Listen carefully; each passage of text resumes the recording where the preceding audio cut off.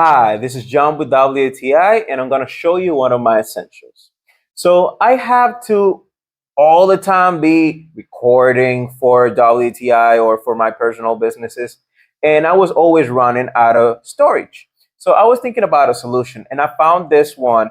So I put an SD card into this guy. This is the adapter that is going to have two ends.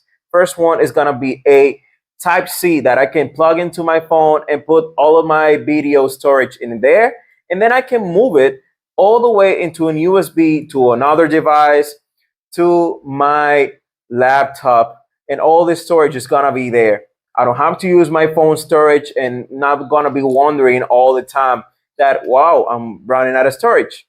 So this is my solution for moving all my data, moving all my archives, and it just works great. One of the things that I like the most about this, slim, easy to carry in your pocket, no problem.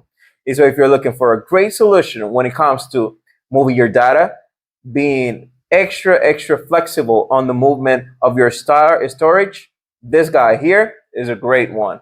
So this was John with WTI, and that's my point of view.